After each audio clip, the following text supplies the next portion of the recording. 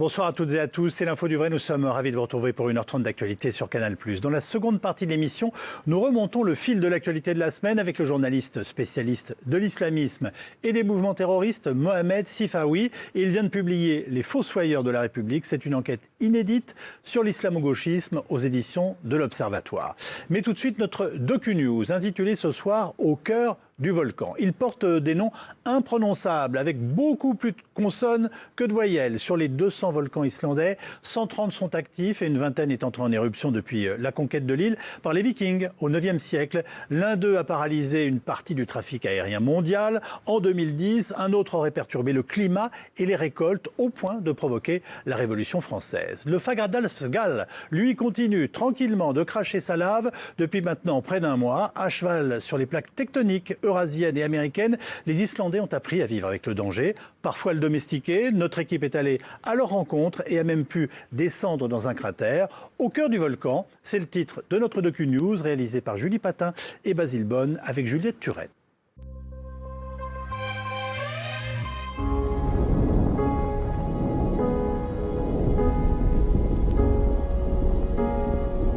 C'est à couper le souffle. C'est vraiment magnifique.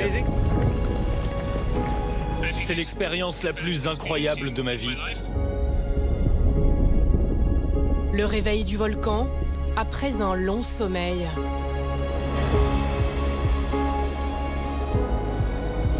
On voit que notre terre est vivante. Entre la fascination et la peur, l'Islande vit au rythme des éruptions. Parfois, on attend des semaines ou des mois. Ça peut être des heures, mais parfois seulement quelques minutes. J'ai toujours rêvé de voir cette éruption, même si j'en ai peur. C'est un événement unique au monde. Sur l'île, des dizaines de cratères peuvent à tout moment sortir de leur léthargie. Celui-ci a mis 800 ans. C'est la fin d'une longue période de sommeil. Nous entrons dans une nouvelle ère qui peut durer des siècles.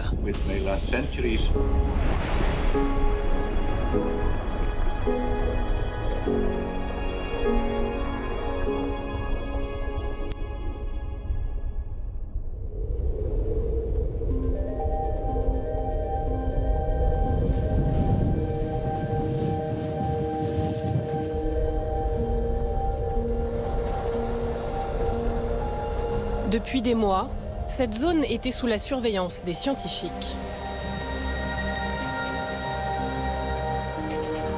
Un paysage désertique, dessiné par la dernière éruption du XIIIe siècle.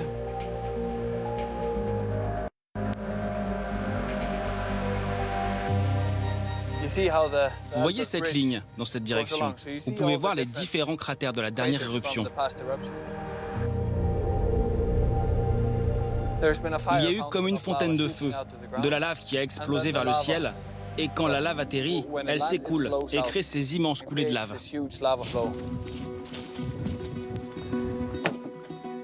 Pendant un an, Baldur a sillonné cette péninsule de Reykjanes pour déceler les premiers signes d'un réveil.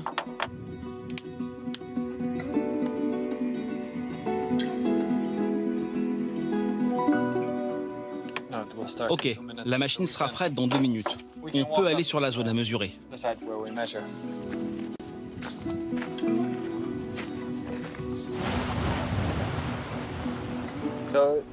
Ici, on fait nos relevés habituels. Ce qu'on fait, c'est qu'on mesure le radon et les émissions de gaz sur ce site, et on mesure aussi la température. En général, dans le sol, on est autour de 90 degrés. Le volcan est très chaud, et il y a beaucoup d'eau sous nos pieds. Alors le magma fait bouillir l'eau sous terre. Il n'y a jamais de neige ici. Elles font tout de suite. Ce qu'on cherche, c'est une variation dans les émissions de gaz qu'on mesure. Depuis début 2020, on a eu 3 intrusions magmatiques dans cette zone. Et donc, en effet, on a vu des variations. Ça nous aide à cartographier l'activité sismique.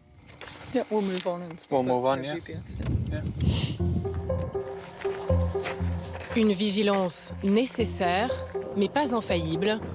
Certaines éruptions s'annoncent au tout dernier moment. Ça dépend du volcan. Parfois, ça prend des semaines ou des mois. Parfois, ça peut être des heures. Et parfois, seulement quelques minutes. Il y a 32 volcans actifs en Islande. Alors on ne manque pas d'occupation. On va s'arrêter rapidement pour jeter un œil à notre station GPS. Le système transmet en temps réel les déformations et les mouvements de la croûte terrestre. Voilà l'antenne et le système de transmission juste derrière. C'est une configuration très simple, mais elle fonctionne. Depuis que le sol a commencé à bouger en janvier 2020, on a mesuré une hausse de 12 cm sur toute la zone. C'est le résultat des 3 intrusions magmatiques. La géologie ici est vraiment incroyable. On a des séismes, des éruptions volcaniques, des inondations, des avalanches. Ça en fait un endroit exceptionnel pour notre travail. Un paysage exceptionnel qui s'explique par la situation géographique particulière de l'Islande. À cheval sur 2 plaques tectoniques qui s'éloignent l'une de l'autre de 2 cm par an. Depuis 15 millions d'années, des volcans se sont créés tout au long de cette faille et l'île compte aujourd'hui près de 200 cratères. Magnus Tumi Gudmundsson est l'un des plus grands spécialistes des volcans islandais. Voilà par exemple, une éruption qui s'est produite il y a 24 ans. Ça c'est nous sur le site de l'éruption, en train de faire des mesures. La plupart des éruptions sont sans grandes conséquences. Mais pour être prêt à réagir, il faut toujours travailler en considérant le scénario du pire. Le scénario du pire, comme l'éruption du volcan Laki en 1783. Ce fut une catastrophe majeure pour l'Islande et pour l'Europe. Elle a probablement causé des dizaines de milliers de morts à cause de la famine et de l'empoisonnement au gaz. Et cette éruption a également affecté le climat, avec des hivers très froids. Certains disent que c'est même un élément qui a déclenché la Révolution française, mais ce n'est pas à moi de le dire. Entre-temps, la vulcanologie et ses progrès ont permis d'éviter de nombreux morts. Mais il y a 10 ans, c'est encore un cratère islandais qui a paralysé l'Europe.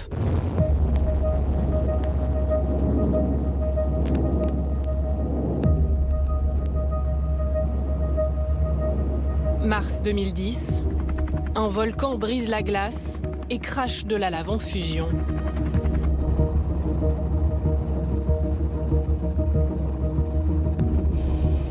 Quelques jours plus tard, une deuxième éruption. L'Eyjafjallajökull dégage cette fois de gigantesques colonnes de fumée, jusqu'à 9000 mètres de hauteur. Les heures passent et le nuage de cendres se propage dans le ciel européen. À cette époque, il y avait peut-être 12 000 avions qui faisaient chaque jour l'aller-retour entre l'Europe et l'Amérique. Tous nos téléphones ont commencé à sonner. Tout le monde voulait des infos. Il n'y a pas eu de panique, mais de l'attention, oui, ça c'est sûr. De moins en moins d'avions étaient autorisés à circuler. Et finalement, les espaces aériens ont fermé en Europe et dans l'Atlantique Nord. Norvège, Danemark, Pays-Bas, Royaume-Uni, Belgique, France, les espaces aériens ferment les uns après les autres. En 10 jours, 100 000 vols sont annulés. C'est un peu incroyable cette histoire. Surtout que nous, on prend pas souvent l'avion. Alors pour une fois qu'on le prend, c'est vrai que ça tombe mal en fait. J'essaie d'aller à New York pour le travail. J'ai pris une voiture depuis le Royaume-Uni. J'ai conduit 18 heures pour arriver à Madrid et tenter de trouver un vol. Il y a très peu de place pour s'asseoir et je me bats pour garder la mienne. Si je me lève, quelqu'un prendra ma place. On était prévu sur British Airways hier soir et quand on est arrivé à Johannesburg, on venait de Namibie. Et quand on est arrivé à Johannesburg, British Airways nous a dit « on peut vous booker dans 10 jours ». 300 aéroports auront été paralysés. L'un des rares préservés, celui de Reykjavik, épargnés par le nuage. Mais à quelques dizaines de kilomètres de la capitale islandaise, l'éruption spectaculaire se transforme en enfer.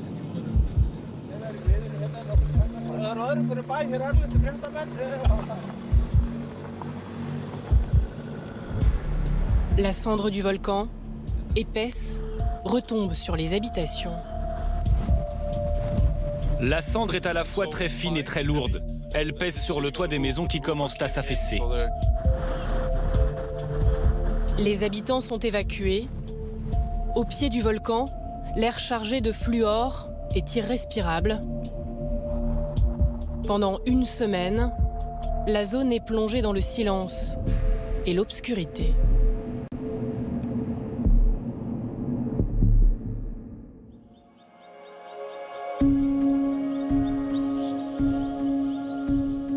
Dix ans plus tard, la lumière est revenue à Skallakot.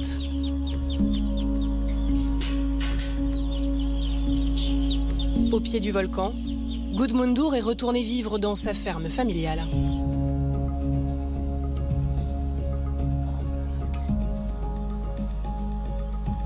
Je suis né dans cette maison et ma ferme, Skallakot, est juste à côté.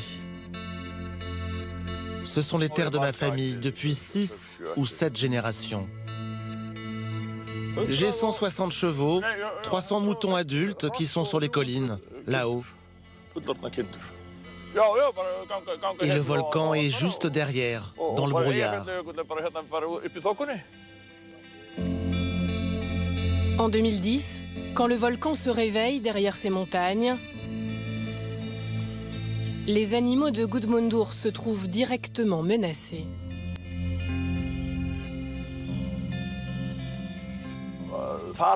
J'ai mis les chevaux à l'abri pendant une semaine à quelques kilomètres d'ici et je les déplaçais selon la météo et le vent pour sauver la situation.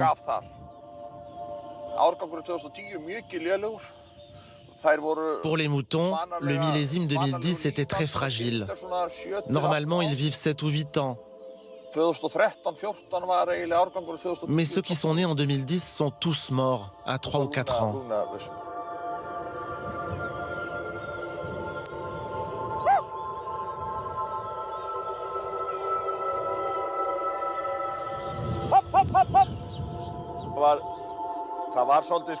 Quand le nuage de cendres est arrivé, c'est comme si le monde s'arrêtait. Les oiseaux que vous voyez partout autour, on n'en a vu aucun pendant plusieurs mois. Et on a réalisé qu'on n'y avait jamais prêté attention. Tous les trous de souris étaient remplis de cendres. Tout ce qu'elles mangeaient avait disparu. La terre était devenue leur sépulture, comme des catacombes. Le silence régnait et tout était au ralenti. C'était comme la fin du monde.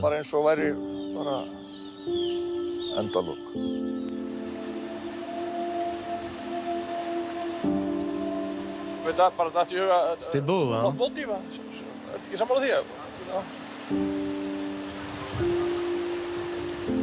C'était un événement très dur.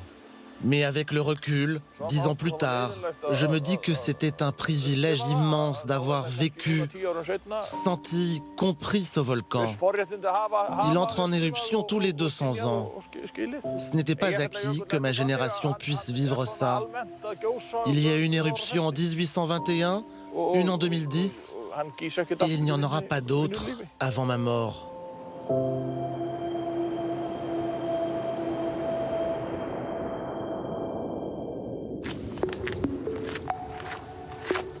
Cette terre volcanique, capricieuse et imprévisible, les descendants des Vikings ont appris à la connaître et à l'apprivoiser. Au pays des volcans, une expérience unique au monde, un voyage au centre de la Terre, dans les entrailles d'un cratère vieux de 4500 ans.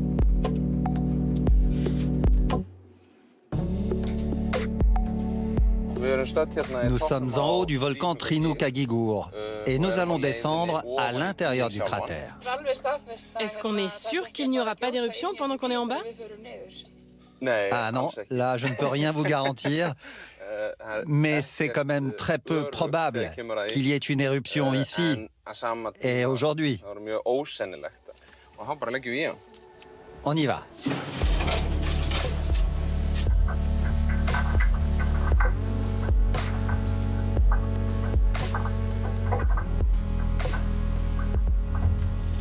On est à 40 mètres de profondeur et là on commence à descendre sous le niveau du sol avant l'éruption.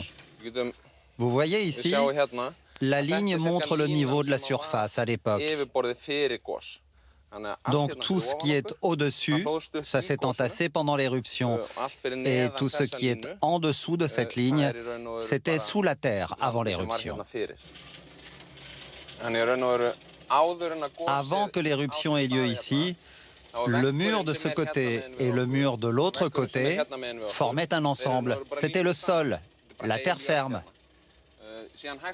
Mais peu à peu, la pression est montée dans le système volcanique, jusqu'à devenir trop forte pour que la roche puisse tenir. Il y a eu trop de tension et la roche a fini par lâcher, par se déchirer. Ça a commencé comme l'éruption d'une petite faille qui a grandi au fur et à mesure pour devenir ce cratère, la seule issue pour le magma. C'est donc par là que nous sommes entrés. C'est la seule ouverture vers l'intérieur du cratère.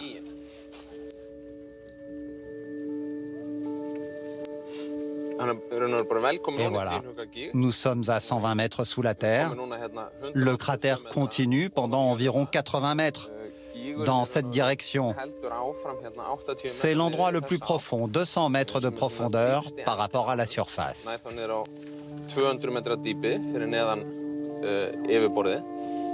Cette descente sous terre est aussi une remontée dans le temps. Sur les parois, les marques d'une éruption vieille de 50 000 ans. C'est juste incroyable. C'est toujours aussi impressionnant, peu importe combien de fois on descend. Chaque fois, c'est frappant, c'est irréel. C'est impossible pour le cerveau de traiter et de comprendre cette immensité. Quand on se retrouve en bas, il fait un peu sombre. En regardant vers le haut, ça fait tourner la tête légèrement. Le cerveau n'a pas l'habitude de traiter ça. C'est grandiose.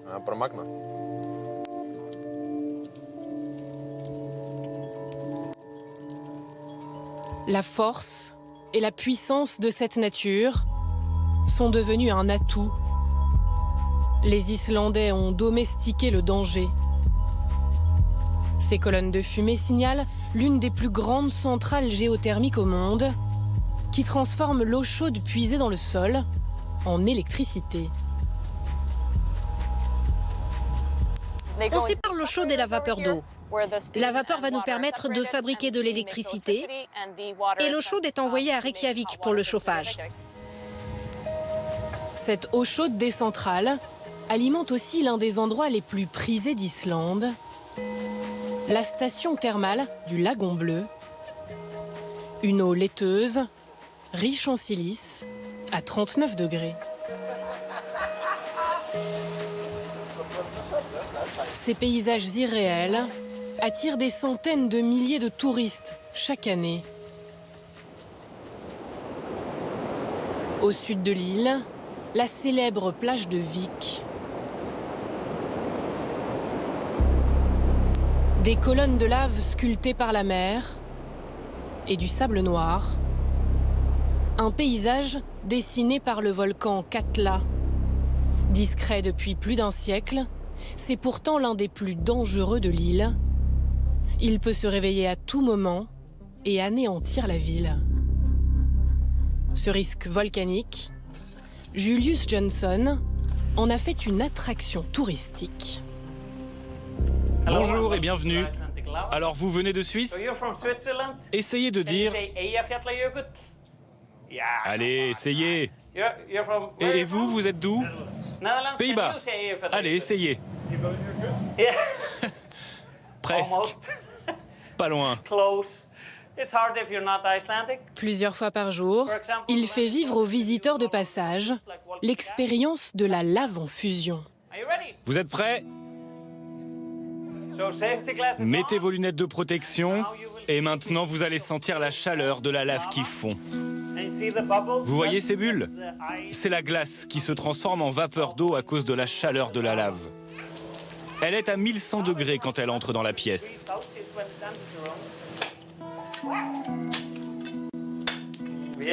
Voilà. Bravo. On peut l'applaudir. La lave qui coulait était tellement chaude. C'était vraiment génial. Un morceau de roche volcanique en souvenir. L'expérience est amusante pour les touristes. La réalité l'est un peu moins pour Julius et ses voisins. À Vik, nous sommes 380 habitants, mais avec les communes alentours, ça fait 680 personnes. Ici, la menace du volcan est prise très au sérieux. Si le volcan entre en éruption, tous les touristes et les habitants vont recevoir un SMS qui dit « Vous avez entre 15 et 30 minutes pour évacuer et rejoindre l'église ». Et là, on n'a plus qu'à attendre et prier pour que ça se passe bien. Non, non, c'est juste parce que c'est un point en hauteur, à l'abri des coulées de boue. Katla se cache sous un immense glacier de 600 km². S'il entre en éruption, il risque de provoquer des inondations catastrophiques. Historiquement, il se réveille 2 fois par siècle, mais sa dernière explosion remonte à 1918, il y a plus de 100 ans. Alors depuis un demi-siècle, les habitants de Vik guettent inquiets les signes d'un réveil. Venez, on va aller voir Reinis. Il connaît tout à propos de cette ville. Reinis a 86 ans, une vie entière au pied du volcan. Je me souviens, dès mon enfance, j'ai entendu les récits des personnes âgées, celles qui ont vécu l'éruption de 1918. Ils décrivaient une catastrophe naturelle, des inondations terribles. Ça m'a tout de suite passionné. Depuis, plusieurs fois, on a pensé que l'éruption arrivait. Et il y a eu la crue en 2011. Tu étais dans ton avion quand le pont a cédé? Oui, j'étais à l'est de la digue de Katla. J'ai vu la crue arriver en face de moi et j'ai vu ce pont disparaître sous les eaux.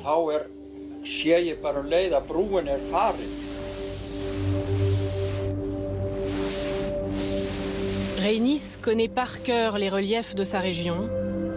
Il les survole depuis plus d'un demi-siècle. Ça, c'est mes premiers carnets de vol. 8 livres pleins. Alors, mon premier journal, mai 1955. J'ai commencé à voler à 21 ans et pendant 65 ans, je n'ai jamais eu d'accident. Et pendant tout ce temps, il a filmé, photographié des dizaines d'éruptions volcaniques. Mais sur ces images, le monstre Katla semble contenir sa colère.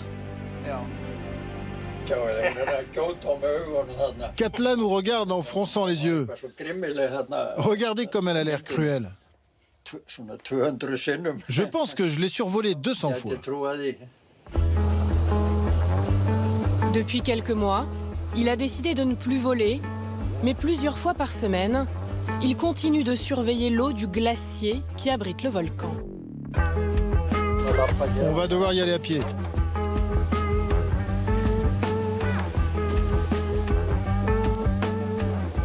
Je prends de l'eau dans le seau et je l'amène à la voiture où je mesure la conduction pour voir si les valeurs changent et donc si le volcan s'anime.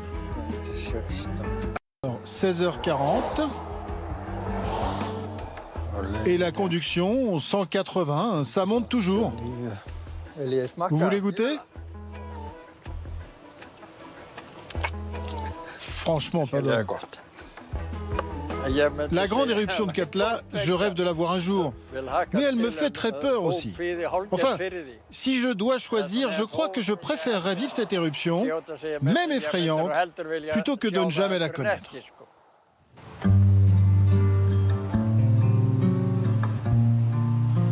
L'attraction, la crainte et l'attente pendant des décennies. À 300 km de là, sur la péninsule de Reykjanes, il aura fallu patienter plusieurs siècles, jusqu'au 19 mars dernier. Dans la nuit, une lumière rouge embrase le ciel. Un volcan vient de se réveiller après 8 siècles de sommeil.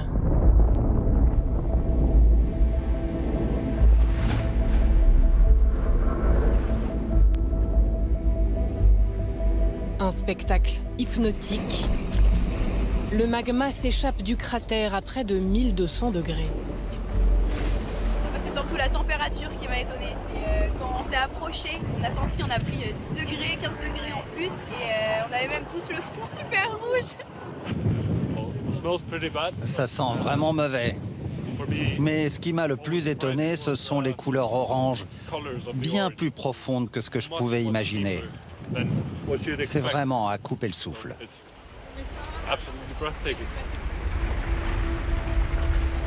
Jour après jour, le champ de lave s'étend et attire des milliers de spectateurs fascinés.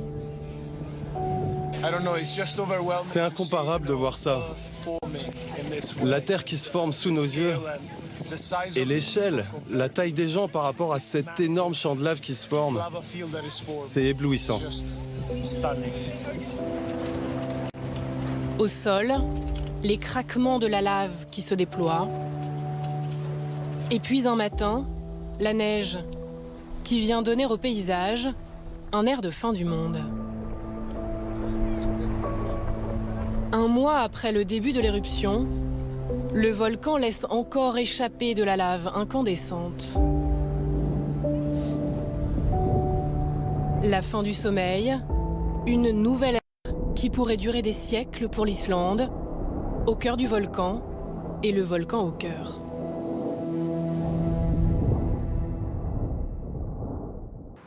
C'était Au cœur du volcan, un docu-news réalisé par Julie Patin et Basile Bonne avec Juliette Tourette.